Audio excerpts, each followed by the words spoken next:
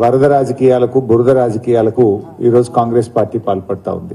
నిజానికి కాళేశ్వరం అంటే 3 బ్యారేజీలు, 15 రిజర్వాయర్లు, 19 సబ్స్టేషన్లు, 21 పంప్ హౌజులు, 203 కిలోమీటర్ల టనలు, 1531 కిలోమీటర్ల గ్రావిటీ కెనాలు, 98 కిలోమీటర్ల ప్రెషర్ మైన్స్, 141 టీఎంసీల స్టోరేజ్ సామర్థ్యం కలిగినటువంటి రిజర్వాయర్లు, వీటన్నిటి సమూహమే కాళేశ్వరం ప్రాజెక్టు.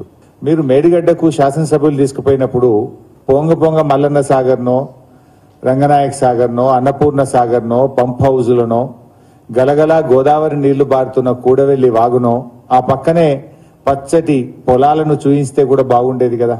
అంటే మీరేంటంటే కోడిగుడ్డు మీద ఈకలు పీకిన చందంగా బురద రాజకీయాలకు ఈరోజు కాంగ్రెస్ పార్టీ ముఖ్యమంత్రి గారు ప్రయత్నం చేస్తూ ఉన్నారు. ఇలా కాళేశ్వరం ప్రాజెక్టు గురించి మీరు ఎంత తక్కువ చేసి మాట్లాడినా కూడా అది ముమ్మాటికి తెలంగాణకు వరప్రదాయిని. మీరెంత దుష్ప్రచారం చేసినా కూడా ఇది కాళేశ్వరం ప్రాజెక్ట్ అనేది డెఫినెట్ గా రేపటి తెలంగాణ ప్రజలకు, ఈ రాష్ట్రానికి జీవధార. డ్యాం నుంచి సూర్యాపేట దాకా నిండిన చెరువులు, పండిన పంటలకు సాక్ష్యం కాళేశ్వరం ప్రాజెక్టు.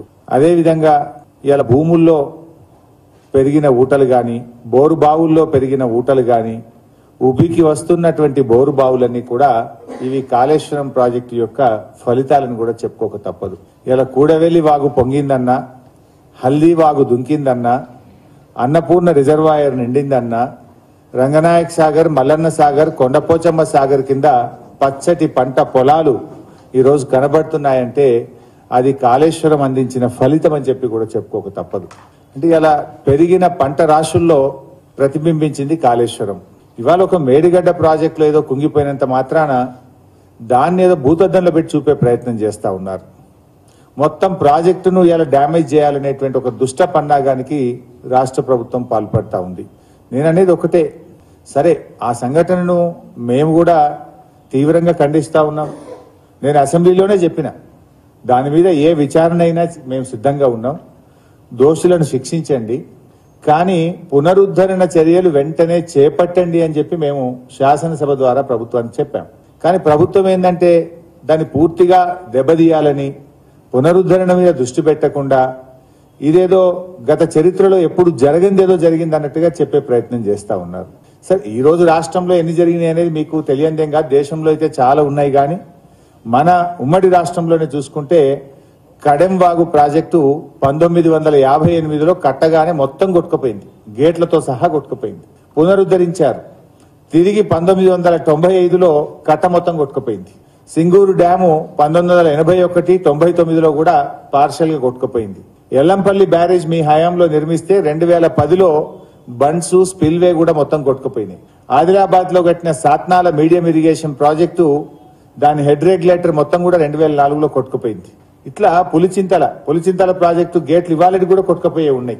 పుట్టంగండి ఆనాడు ఉదయం ముఖ్యమంత్రి గారు వెళ్లి పుట్టంగండి ప్రాజెక్టు ప్రారంభిస్తే సాయంత్రానికి మొత్తం నీళ్లన్నీ బయటకు వచ్చేస్తే అప్పుడే తక్షణమే మోటార్లు ఆపినటువంటి పరిస్థితి.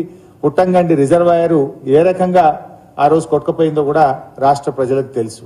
కాంగ్రెస్ హయాంలో పంజాగుట్టలో ఫ్లైఓవర్ కడుతుంటే కట్టక ముందే కడుతుండగానే కూలిపోయి ఇవాళ ప్రజల ప్రాణాలు తీసుకున్న చరిత్ర కూడా ఇదే కాంగ్రెస్ పార్టీ హయాంలో ఉన్నాయి. ఇవాళ మన పోలవరం, కేంద్ర ప్రభుత్వం కడుతున్నటువంటి పోలవరంలో ఇవాళ డయాఫ్రేమ్ వాల్ కొట్టుకుపోయింది, గైడ్ వాల్స్ కొట్టుకుపోయినాయి. ఇవాళకి పునరుద్ధరణ లేనటువంటి పరిస్థితి ఉంది. రాయలసీమలో గతంలో ఉమ్మడి ఆంధ్రప్రదేశ్ లో ఇదే కాంగ్రెస్ ప్రభుత్వ హయాంలో అన్నమయ్య ప్రాజెక్టు కొట్టుకుపోయింది, పించా ప్రాజెక్టు కూడా కొట్టుకుపోయిన సందర్భాలు ఉన్నాయి. సరే ఏదైనా మేజర్ ప్రాజెక్టులు నిర్మించినప్పుడు ఇట్లాంటి సంఘటనలు జరిగితే ప్రభుత్వాలు విచారణ చేస్తాయి, దోషులను కఠినంగా శిక్షిస్తారు, భవిష్యత్తులో ఇలాంటి తప్పులు జరగకుండా జాగ్రత్తలు తీసుకుంటారు, రైతాంగానికి నష్టం చేయకుండా వెంటనే పునరుద్ధరణ చర్యలు చేపట్టాలి. కానీ ఈ ప్రభుత్వం ఏంటంటే ఎంతసేపు కాళేశ్వరం మీద ఒక దుష్ప్రచారానికి ఇవాళ పాల్పడతా ఉన్నారు. మరి ఇదే కాంగ్రెస్ పార్టీ మొన్న ఈ మధ్య కర్ణాటక నుంచి కాంగ్రెస్ పార్టీ ఎమ్మెల్యేలు వచ్చారు. ఈ రాష్ట్రంలో ఇరిగేషన్ ప్రాజెక్టులు చూస్తామంటే మీరు ఎక్కడికి పంపారు?